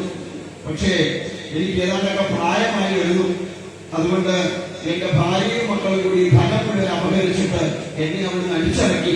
ആരും ഒരു ആശ്രയമില്ലാതെ വന്നതാണ് ഞാൻ എന്ന് പറഞ്ഞു. അങ്ങനെ ആ വൈശ്യൻ എന്ത് ചെയ്തു? അദ്ദേഹത്തിന്റെ പേരാണ് സമാധി. അദ്ദേഹവും രാജാവിന്റെ പോലെ ഈ സുമേധസിന്റെ ആശ്രമത്തിലെത്തി. സുമേധസിനോട് പറഞ്ഞു, എന്താണ് ഈ ജീവിതത്തിൽ സമാധാനം കിട്ടുന്ന പ്രവൃത്തി, എന്താണ് അതെനിക്ക് ഉപദേശിക്കണമെന്നാണ്. അദ്ദേഹം രാജാവിനോട് പറഞ്ഞു കൊടുത്തതുപോലെ തന്നെ മായാവീകം ജപിച്ചു കൊടുത്തു. അത് രണ്ടുപേരും, രാജാവും വൈശ്യനും രണ്ടുപേരും, സമാധി എന്ന വൈശ്യനും രണ്ടുപേരും എന്ത് ചെയ്തു? ആ ഭഗവതിയുടെ ആ മായാബീജം ജപിച്ച് ഭഗവതിയെ മാത്രം മനസ്സിൽ ധ്യാനിച്ചുകൊണ്ട് കാലങ്ങളോളം കഴിഞ്ഞു. അവരുടെ ഭക്തി കണ്ട് ഭഗവതി അനുഗ്രഹിച്ചു ചോദിച്ചു, എന്ത് വരമാണ് വേണ്ടതെന്ന് ചോദിച്ചപ്പോ സുരഥൻ പറഞ്ഞു, ഹേ മഹാമായി, എന്റെ പ്രജകള് ശത്രുക്കളുടെ കൈകളിൽ തുടരുകയായിരുന്നു. അതുകൊണ്ട് എനിക്ക് എന്റെ രാജ്യവും എന്റെ പ്രജകളെയും വേണം. അതിനായിട്ട് അമ്മ അനുഗ്രഹിക്കുകയും പ്രാർത്ഥിച്ചു. സമാധിയോട് ചോദിച്ചു, എന്താണ് നിനക്ക് വേണ്ടത്? സമാധി പറഞ്ഞു, ഹേ മഹാമായി, എനിക്ക് ഇനി ഒന്നും വേണ്ട. കാരണം ധനം ഉണ്ടാക്കിയത് കൊണ്ടാണ് എനിക്ക് ഗതിയുണ്ടായത്. ഇനിയും ഞാൻ ആ ഭാര്യയുടെയും മക്കളുടെയും കൂടെ ജീവിക്കാൻ പോയാൽ ഇനിയുള്ള കാലവും ഇതൊക്കെ തന്നെയായിരിക്കും അവസ്ഥ. അതുകൊണ്ട് എനിക്ക് മോക്ഷമല്ലാതെ മറ്റൊന്നും ഇനി ആവശ്യമില്ല.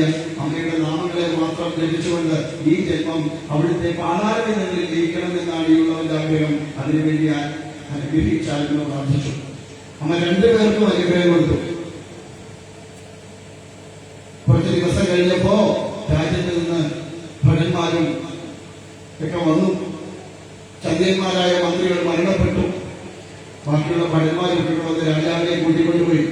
അദ്ദേഹം പിന്നീട് സന്തോഷത്തോടുകൂടി തന്റെ പ്രജകളെ അവർക്ക് വേണ്ടതായിട്ടുള്ള എല്ലാം കൊടുത്തുകൊണ്ട് രാജ്യഭംഗിയായിട്ട് പരിപാലിച്ചു. സമാധി എന്ന വൈശ്യൻ അദ്ദേഹം ശക്തിസ്വരൂപിണിയായിരിക്കുന്ന ഭഗവതിയുടെ ആ മായാവീയം ജപിച്ച് അമ്മയുടെ പാതാളങ്ങളിലേക്ക് മുക്തി അടയുകയും ചെയ്തു. ഇതാണ് കഥ. ഇനി ആരാണ് സുരഥൻ? നല്ല രഥമുള്ളത് ആരാ? നമ്മളൊക്കെ തന്നെ. ഈ രഥം ഇങ്ങനെ ഓടുക, പലതും വെട്ടിപ്പിടിച്ച് ഈ രഥം ഇങ്ങനെ ഓടുക. അവസാനം എന്ത് പറ്റും? മുമ്പേ പറഞ്ഞ പോലെ കൂടെയുള്ളവരിൽ നിന്നൊന്നേ ചതിക്കുന്നത് മക്കളാവാം, അന്യനാവാം, അയലത്തിയാവാം, ഭർത്താവാം, ഭാര്യയാവാം, ബന്ധുക്കളാവാം, ആര് വേണമെങ്കിലും ആവാം. കൂടെ നിന്നുകൊണ്ട് ചതിക്കപ്പെട്ട് കഴിയുമ്പോ ഈ രഥം പിന്നെ ഡൈവേർട്ടാവും. അങ്ങനെ പോയാലും ഈ രഥത്തിനോടും പ്രാപഞ്ചികമായിരിക്കുന്ന വിഷയങ്ങളോടും ആസക്തിയുള്ള ഒരുവൻ ഒരിക്കലും മോക്ഷം എന്ന് പ്രാർത്ഥിക്കാൻ കഴിയില്ല. നമ്മളൊക്കെ കാരണം അതുകൊണ്ടാണ്. ഈ പ്രാപഞ്ചികമായിരിക്കുന്ന വിഷയങ്ങളോട് അനസക്തതയുള്ളതുകൊണ്ടാണ്. എത്ര കിട്ടിയാലും നമുക്ക്, എത്ര കണ്ടാലും, എത്ര കണ്ടാലും, എത്ര അനുഭവിച്ചാലും നമുക്ക് മതിയാവാത്തത് ഇതൊക്കെയാണ് സുഖം എന്ന് വിചാരിച്ചിരിക്കണമെന്നാണ്. യാഥാർത്ഥ്യബോധത്തിലേക്ക് ചിന്തിച്ചാൽ ഇതൊന്നും അന്യ സുഖം എന്ന് തിരിച്ചറിയുണ്ടാവും. നമുക്ക് സുഖന്മാരെപ്പോഴും വീണ്ടും വീണ്ടും ഈശ്വരൻ മുൻപിൽ വന്ന് അനുഗ്രഹിച്ചാൽ പോലും നമ്മളൊക്കെ വീണ്ടും ആഗ്രഹിക്കുന്നത് ഈ പ്രാപഞ്ചികമായിരിക്കുന്ന സുഖങ്ങളെ അനുഭവിക്കാനാണ്. എന്നാൽ സമാധി ആഗ്രഹിച്ചെന്താ? മോക്ഷം. അത് മറ്റൊരവസ്ഥയാണ്. ഒരു ജീവന്റെ തന്നെ മറ്റൊരവസ്ഥയാണ് സമാധി എന്ന് പറയുന്ന അവസ്ഥ. സമാധി എന്ന് പറഞ്ഞാൽ ബുദ്ധി സമമാകുക, ബുദ്ധി അടങ്ങുക.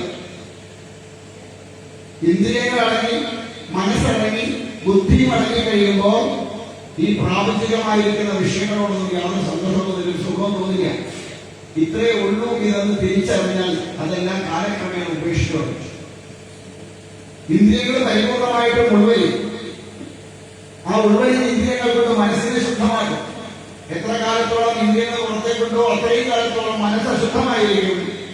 ഇന്ദ്രിയങ്ങൾ എപ്പോ ഉൾവലിയുന്നുവോ ആ നിമിഷം മുതൽ മനസ്സ് ശുദ്ധമാവാറുണ്ട്. പ്രാപഞ്ചികമായിരിക്കുന്ന വിഷയങ്ങളോടൊന്നും യാതൊരുവിധമായ മോഹവുമില്ലാത്ത അവസ്ഥ.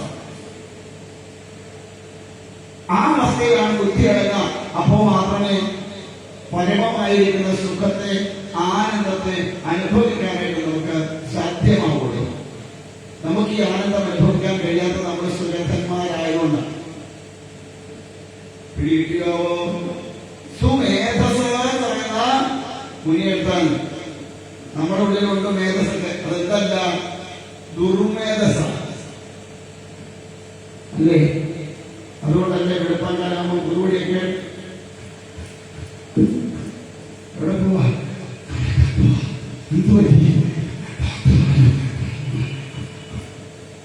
എല്ലാം ഇങ്ങോട്ട് വന്നു കഴിയുമ്പോഴോ നടന്നതിന് ക്ഷീണം മാറ്റാൻ വേണ്ടിയിട്ട് ഒരു കഴിയാത്തേക്കായിട്ട് മേഘ സകട കിടക്കും അവിടെ കിടക്കും അല്ലേ? എന്നിട്ട് ദിവസത്തിന് ദിവസം വരുന്ന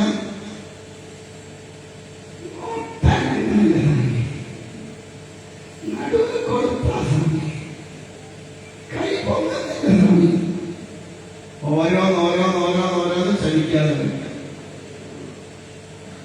അവസാനം ഇവിടുന്ന് അങ്ങോട്ട് ഇങ്ങനെയാവും, അവിടെ താഴോട്ട് ഇങ്ങനെയാവും. അവസാനം ഇത് താങ്ങാൻ വയ്യാതെ വരും. കിടക്കുന്ന കഴിഞ്ഞു. 40 പേര് വിളിച്ചു വന്നാലും തോന്നിയാലും എന്താ കാര്യം? നമ്മളൊക്കെ ഈ ശരീരത്തിന് എങ്ങനെ പുഷ്ടിപ്പെടുത്താമെന്ന് ചിന്തിച്ച് നടക്കണമല്ല. എന്ത് കഴിച്ചാൽ ആ ശരീരം ഒന്ന് പുഷ്ടിപ്പെടുക ഇല്ലേ? ശരിയല്ലേ? ഇതിനെ പുഷ്ടിപ്പെടുത്താനല്ലേ ഈ ബൂസ്റ്റും ഹോർലിക്സും മട്ടനും ചിക്കനും എന്ന് വേണ്ട കാണുന്ന എല്ലാം തിന്ന് തിന്ന് തിന്ന് തിന്ന് നമ്മുടെയൊക്കെ ശരീരം ഇങ്ങനെ കൊഴുത്ത് കൊഴുത്ത് കൊഴുത്ത് കൊഴുത്ത് വരിക. മനസ്സ് അതിനനുസരിച്ച് എന്ത് ചെയ്തിരിക്കുന്നു? ഇങ്ങനെ ഇരുന്ന മനസ്സിപ്പോ ഇങ്ങനായി. ഇനി ഗ്യാപ്പില്ല, അതുപോലെ ഒട്ടി. അത്രയ്ക്ക് ചുരുങ്ങി മനസ്സ്. ശരീരം അതിനനുസരിച്ച് വികസിച്ചു. ഈ ശരീരം താഴെ വീഴാതിരിക്കാനല്ലേ ഈ ഓട്ടം മുഴുവൻ? ആണോ? എങ്ങനെ ഈ ശരീരത്തെ ഈ പ്രപഞ്ചത്തിൽ, ഈ ഭൂമിയിൽ നിലനിർത്താം എന്നതിന്റെ ഗവേഷണം നടത്തുന്നവരാണ് നമ്മൾ. ഞാൻ പറഞ്ഞോ അവ 4 മെമ്മോ പറഞ്ഞായിരുന്നോ? മെമ്മോയുടെ കാര്യം പറഞ്ഞായിരുന്നോ? നമുക്ക് 4 മെമ്മോ വരും യമലോകത്തുനിന്ന്. ആദ്യത്തെ മെമ്മോയല്ല,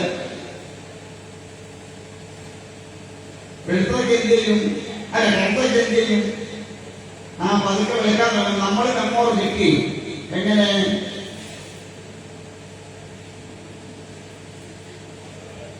ഫസ്റ്റ് മെമ്മോ ചെക്ക് ചെയ്യും. അതിന്റെ പേര് എന്താണ്? ഫസ്റ്റ് മെമ്മോ ചെക്ക് ചെയ്ത് പേര് സാധനത്തിന് പേരെന്താ? ഡൈ എന്ന് പറഞ്ഞ അർത്ഥം എന്തുവാ?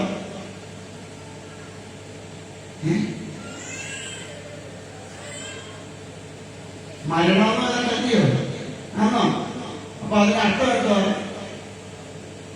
നീ ഇത് തേച്ച് വളരെ വേഗം വന്ന് ചത്തോളാം. കാരണം നീ ഭൂമിക്ക് ഭാരമാണ്. അത് അവർക്ക് മനസ്സിലായി തുടങ്ങി. അതുകൊണ്ടാണ് രണ്ടാമത്തെ നമ്മയാണിത്. അത് നമ്മൾ എന്ത് ചെയ്യും? റിജക്ട് ചെയ്യും, ഇല്ലേ? ഏറ്റവും നല്ല സ്പെഷ്യലിസ്റ്റിനെ പോയി കണ്ട് ഏറ്റവും കൂടിയ 50,000-ോ 35,000-ോ 75,000-ോ ഒക്കെ മേടിച്ച് നമ്മൾ വെച്ച് കൂടുതൽ ക്ലാരിറ്റിയുള്ള കാഴ്ചകൾ കാണാൻ നോക്കും, ഇല്ലേ? മൂന്നാമത്തെ ഇത്. ഒരു 8 തന്നെ പോയി കഴിഞ്ഞാൽ എന്ത് ചെയ്യും? ബാക്കി എടുത്ത് കളഞ്ഞിട്ട് ഫുൾ സെറ്റപ്പാ, അല്ലേ? 2 കഷ്ണം അങ്ങോട്ട് കഴിച്ചാൽ ഒന്ന് വെച്ച് കഴിഞ്ഞാൽ അവിടെ ഇരുന്നോളൂ. പിന്നെ ഒരു കാര്യമുണ്ട്, കട്ടിയായ വാക്കൊന്നും പറയൂല. ഭാരതം ഭാര്യ ഭർത്താവ് ഭരണി എന്ന് പറയില്ല. പറഞ്ഞാൽ എന്നാ കുഴപ്പം? അത് അടുത്തവന്റെ പറയും. അതുകൊണ്ട് അവര് പറയുമ്പോൾ ശ്രദ്ധിച്ചാൽ മതി. അങ്ങനെ പോയി പറയുമ്പോൾ വളരെ ശ്രദ്ധിക്കാം. നമുക്ക് എളുപ്പം അറിയാം. അവര് ഭരണി ഭർത്താവ് ഭാര്യ പറയുള്ളൂ. ഇപ്പൊ പിന്നെ പറഞ്ഞിട്ട് അങ്ങനെ തെളിക്കത്തില്ല. അവിടെ തന്നെ ഉണക്കത്തെ സാധനം ഉണ്ടത്. എങ്ങാണ്ടൊക്കെ ഷൂട്ട് മുറുക്കി കഴിഞ്ഞാൽ ഉടനെയോട് പറയും. അങ്ങനെയില്ല. അപ്പൊ അവർക്ക് സമാധാനം പറയുന്നത്. നാലാമത്തെ നമ്മയാണിത്. ഇപ്പൊ അത് ജർമ്മനിയുടെ സാധനമാണ്. അമ്മാവല്ലേ? വിലക്കൂടില്ല. എന്നാലും ജർമ്മനിയാ വെച്ചാൽ നല്ല കാര്യത്തെയാന്ന് പറയുന്നത്. പക്ഷെ ഈ 4 നമ്മോ റിജക്ട് ചെയ്താലും 5ാമത് ഒരെണ്ണം വരും. അത് അറസ്റ്റ് വരണ്ട. ഒരു കാരണവശാലും പള്ളി പോവാൻ നിവൃത്തിയില്ലാത്ത ഒരു അറസ്റ്റ് വാറണ്ട്. ആ അറസ്റ്റ് വാറണ്ടിൽ പെട്ടുപോകും നമ്മൾ. ഈ അറസ്റ്റ് വാറണ്ട് വരുന്നത് വരെയുള്ള ഓട്ടമുള്ളതേ ഉള്ളൂന്ന് മനസ്സിലായില്ലേ? എപ്പോഴാ അറസ്റ്റ് വരുന്നതെന്ന് മാത്രം ഉറപ്പില്ല. അതുകൊണ്ട് ഈ തുച്ഛമായ കാലയളവിൽ കിട്ടുന്ന സമയം പരമാവധി മറ്റുള്ളവർക്കൊരു പ്രേമബാധയാവാതെ ജീവിക്കുന്നുണ്ട്.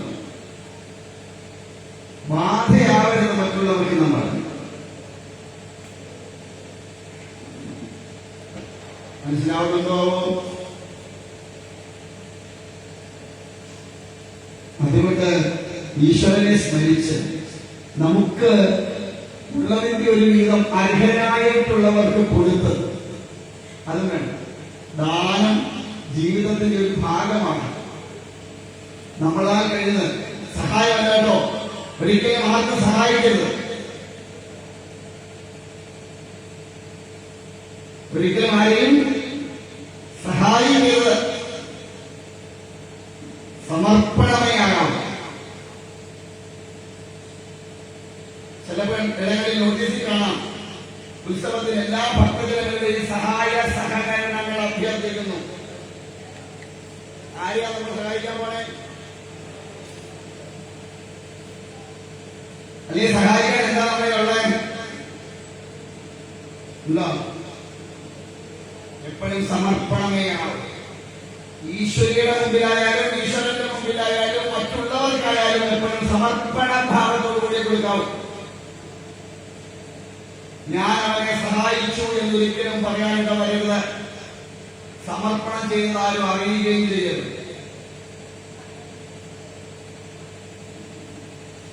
എങ്ങനെ സമർപ്പിക്കണം? വിഷ്ണുബുദ്ധിയാണ് സമർപ്പിക്കണം. സാക്ഷാൽ നാരായണനെ കൊടുക്കുന്നു എന്ന സങ്കല്പത്തിൽ വേണം കൊടുക്കാൻ. അങ്ങനെ കൊടുത്താൽ ഒരിക്കലും അതിന് അവകാശവാദം ഉന്നയിക്കാൻ നമുക്ക് സാധ്യമായില്ല. അതുകൊണ്ട് അർഹമായ പാത്രങ്ങളിൽ ചെയ്യാവുന്ന സമർപ്പണത്തെ ചെയ്യാം. ആരോരും അറിയാതെ ഇന്നിപ്പോ 100 രൂപ കൊടുത്താൽ ലക്ഷക്കണക്കിന് ആൾക്കാരെ അറിയിച്ചിട്ടാണ് നമ്മൾ 100 രൂപ ആർക്കെങ്കിലും കൊടുക്കുക. ഒരു നേരത്തെ അന്നം വാങ്ങിക്കൊടുത്താൽ ഉടനെ നമ്മൾ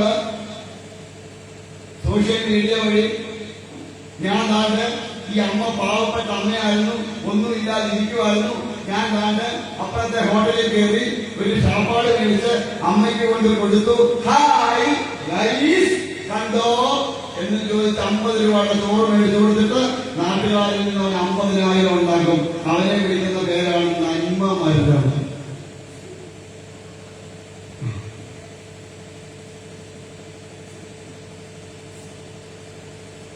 ആ ഒരു പൊതി ചോറ് അവന്റെ കയ്യിൽ നിന്ന് മേടിച്ച് തിന്നുന്നതിന് പേരും പട്ടിണി കൊണ്ട് ചാവുന്നതാണ് ഞാൻ പറഞ്ഞത്. കാരണം ആ മേടിക്കുന്നവന്റെ മനസ്സ് എത്രമാത്രം നുറുങ്ങുന്നുണ്ടാകുമെന്ന് ഇവൻ അറിയില്ല. ഒരുത്തന്റെ മുൻപിൽ ഒരു കൈ നീട്ടേണ്ടി വന്നാൽ ആ കൈ നീട്ടുന്നതിന്റെ അവസ്ഥ എത്രമാത്രം അധോഗതിയിലായിട്ടായിരിക്കും എന്ന് ചിന്തിക്കാനുള്ള മനസ്സിൽ നന്മമരങ്ങൾക്കുണ്ടാവില്ല. അവൻ അത് വെച്ച് ധനം സമ്പാദിച്ചു. വലത് കൈ കൊണ്ട് കൊടുക്കുന്നത് ഇടത് കൈ അറിയരുത് എന്ന സംസ്കാരത്തിൽ നിന്ന് ഇന്ന് കൊടുക്കുന്നത് കൂട്ടിക്കണക്കിന് ആൾക്കാരെ അറിയുന്നത്. പറയുന്ന ന്യായം എന്താ? ഇത് കണ്ടിട്ട് ആരെങ്കിലും എന്തെങ്കിലും ചെയ്യുന്നെങ്കിൽ ചെയ്യട്ടെ. ഒരുത്തരും ചെയ്യാൻ പോലില്ല. ഒരുത്തരും ഇത് കണ്ടിട്ടൊന്നും ചെയ്യാൻ പോലില്ല. ചെയ്യണമെന്ന് എന്റെ മനസ്സുകൊണ്ട് ഞാൻ തീരുമാനിച്ചിട്ടില്ലെങ്കിൽ ആരെന്ത് കാണിച്ചാലും ഞാൻ ചെയ്യില്ല. ഇനി ആരെന്ത് കാണിച്ചില്ലെങ്കിലും കൊടുക്കണമെന്ന് എന്റെ മനസ്സ് തീരുമാനിച്ചിട്ടുണ്ടെങ്കിൽ അങ്ങനെയുള്ള ഒരു അവസ്ഥ എന്റെ മനസ്സിലുണ്ടെങ്കിൽ ആരും കൊടുത്തില്ലെങ്കിലും ഞാൻ കൊടുത്തിരിക്കും.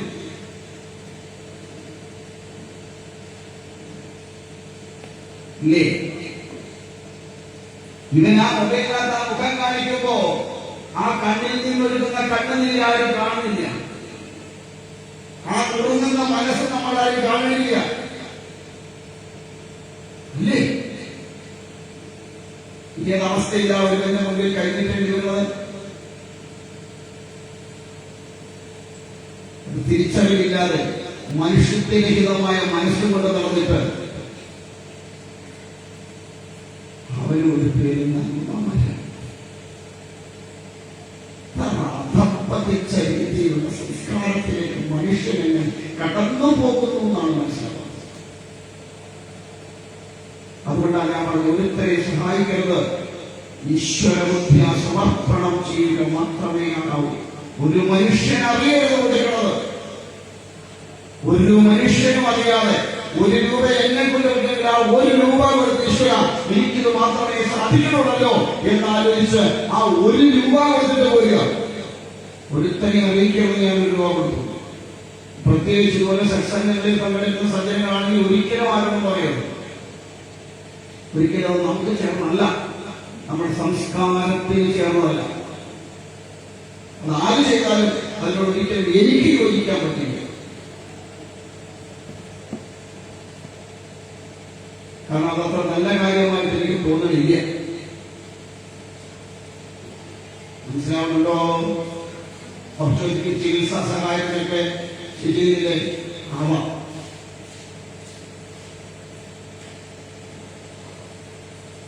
ഞങ്ങളവിടെ ഉണ്ടായിരുന്നു 19 വാങ്ങിൽ പറയുന്ന ഒരു കുഞ്ഞിന് വേണ്ടിയിട്ട്. പക്ഷേ ഞാൻ ഇത്ര കൊടുക്കുന്നു ആരും അറിയില്ല. ഉണ്ടോ? ഉണ്ടോ? ഒരു മനുഷ്യനും അറിയില്ല. ഞാൻ ആ മേടിക്കുന്ന വീട്ടുകാർ അറിയില്ല. ഞാൻ ഇത്ര രൂപ കൊടുക്കുന്നു അവരറിയില്ല. ഞാനറിയാൻ ബോധിപ്പിക്കാനും പോലില്ല. ഇതൊരു കുഞ്ഞു ജീവന 2 വയസ്സൊക്കെ ഉള്ളത്. ആ 2 വയസ്സുകാരനെ കിട്ടുന്ന നാളെ കൊടുത്താണ് മുഴുവൻ കഴിയും. 40 ലക്ഷം രൂപയുടെ 95% ആ ഒരു പണ്ടത്തെ പാർട്ടി സമ്പാദിച്ചു പറഞ്ഞു. നല്ല കാര്യം പ്രഖ്യാപനം. പക്ഷെ ഞാൻ കൊടുത്തിട്ട് ബഹുമാനിക്കരുത്. ഞാനാണ്ട് അവന് വേണ്ടി പുത്രൻ കൊടുത്തു എന്ന് പറയുന്നത്. ഇന്നത് ചെയ്യുന്നതാണെന്ന് പറയുന്നത്. അതാണ് അപമാനം.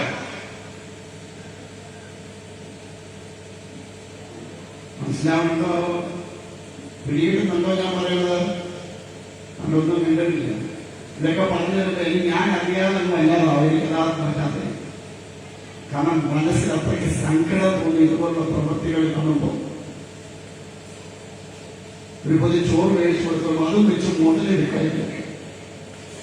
എന്നിട്ട് വീട്ടിൽ കണ്ടില്ലേ ഗൈസ്, അത് കണ്ടിട്ട് അവരെയൊക്കെ സപ്പോർട്ട് ചെയ്യാൻ പറയുന്നു.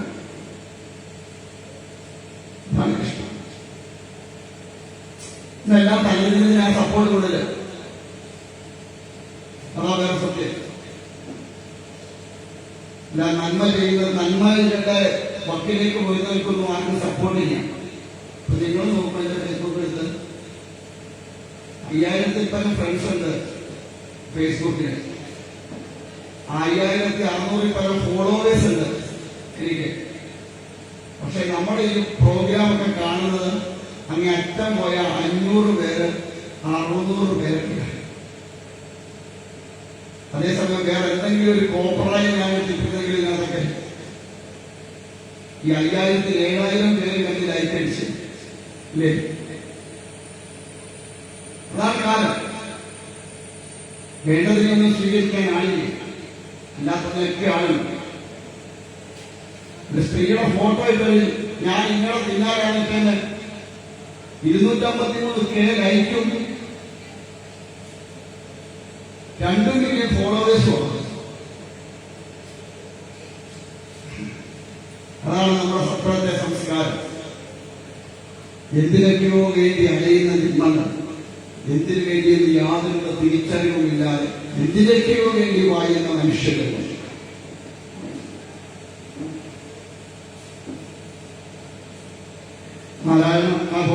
അതുകൊണ്ട് കിട്ടുന്ന സമയം ഭൗതിക സുഖങ്ങളൊന്നും അനുഭവിക്കും